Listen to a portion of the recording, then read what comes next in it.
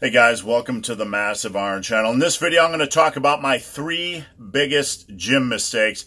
The 3 things I consider the biggest mistakes I've made in my 32 years in the gym. Before I get into that topic, if you have any questions or comments, drop them down below. The best video topics I'll turn into a video just like this. The best video topics I'm actually going to turn into a video. A little bit redundant. All right. I got my 3 biggest gym mistakes right here. I was thinking today, like, what would I consider my 3 biggest gym mistakes? So I'm going to dive into them, hopefully educate you guys a little bit, and I'd like you guys to drop your biggest gym mistakes down below as well. Number 1, I'll get right into it. Smith machine overhead presses. You've been in the gym for a long time like me. Every now and then you kind of lose your mind. You kind of get stupid. You get really silly and you try things you know you probably shouldn't try. And then you pay a really silly penalty. So, I don't know, about 4 years ago, I absolutely lost my mind, was bored at the gym one day, which happens when you're old and hairy and ugly like I am.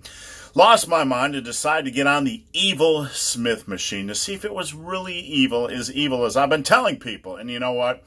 I just completely jacked up my shoulders. I screwed it up. I was injured for like 6 weeks. It didn't feel right. I couldn't press.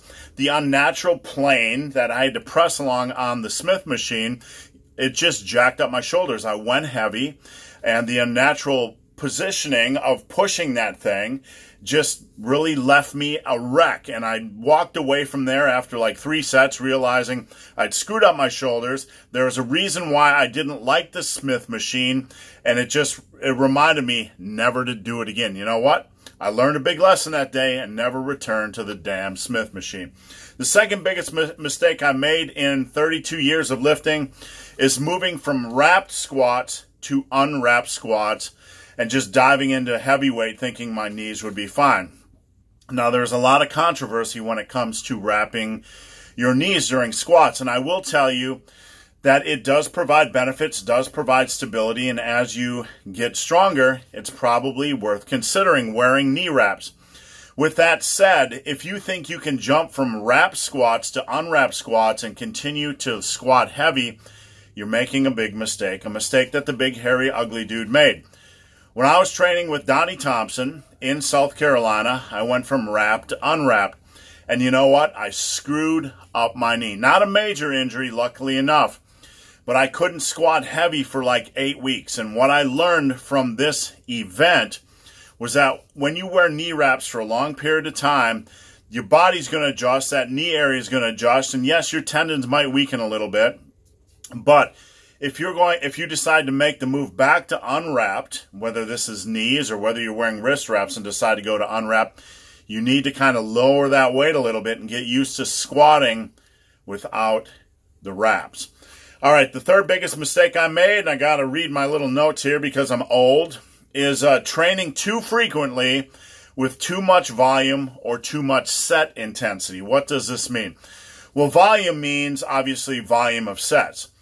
And set intensity means, you guys know I advocate pushing sets for as many reps as possible. But if you do that on a lot of sets too frequently, it can be extremely challenging. So if you're going to do a lot of volume, you need to dial back your frequency a little bit. If you're going to push as hard as I recommend pushing on your sets, you're going to have to dial back on the frequency a little bit. You can't do frequent training with a lot of volume and a lot of set intensity. The recipe over time will beat up most people. And I say most people, not everybody at all times. Back when I was 20 years old, I was training on a 3-day on, 1-day off, doing a lot of volume and doing a lot of set intensity. So I had all the 3 factors combined in one big, fat, juicy workout. And it beat the living crap out of me. After about 6 weeks of doing this style of training, I was completely toast. I couldn't hardly stand up straight. My lower back was jacked up. I had picked up elbow tendonitis. I'd completely trashed my body. So in the long run, you can't really mix volume, intensity, and frequency, set intensity and frequency, because it will likely catch up to you. So guys, hope this video has been of some help. If you have any questions or comments, drop them below. If you made it this far in this video and have yet to subscribe to my channel, please do. I'd appreciate the support. Don't forget to drop your biggest gym mistake down below.